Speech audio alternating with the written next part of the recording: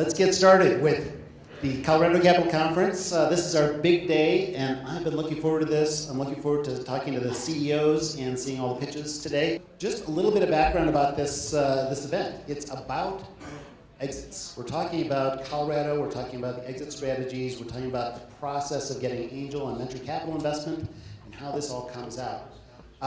So we want you to be thinking about things. This should be a learning experience. We're going to have some of the top experts in the States here telling how they did, what the process was like.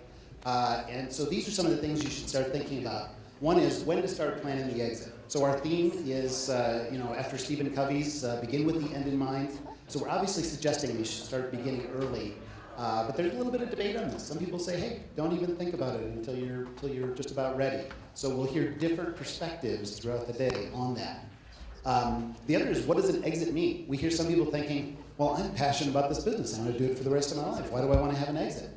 And so we just want to clarify throughout this event that exit does not mean the CEO and founding team have to leave. It means it's a liquidity event, so people get their money back, the investors get their money back. This is part of the deal. Angel investing, VC investing, they don't get money out of cash flow, they get it out of exits.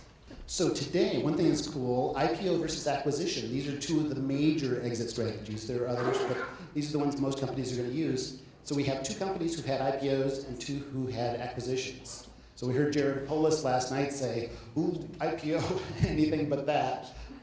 So we'll hear some different viewpoints on that.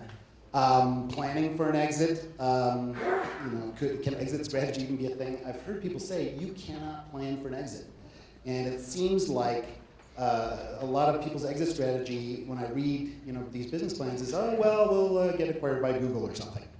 And that's sort of this, it's sort of a weird thing. It's like it's a happenstance sort of chance strategy. So hopefully we learn that exit planning can be a thing.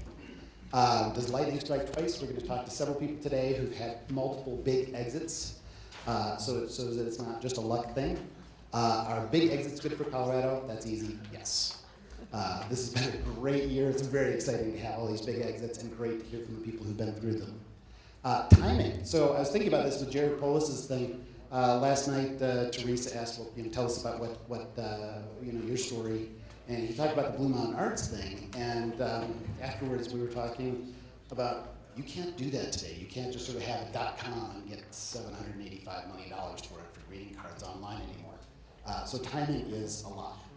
Can you have angel VC backing and not talk about exits? You know what? It's interesting. Even if you don't use the word exit, a lot of the things that we are doing in due diligence are all about exits. So we ask about scalability. We ask about the ability of the team to grow. We ask about the market size.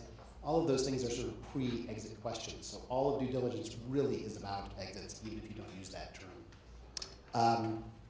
And then last, how does the exit environment drive Series A funding activity? This is the big one, because Rockies Venture Club, we're all about Series A. We're raising that first 500 million, million five. And if investors are seeing these big exits, then they can sort of see, oh, this is why I'm doing this. This is cool. This is great. So does the exit environment drive Series A activity? Yeah.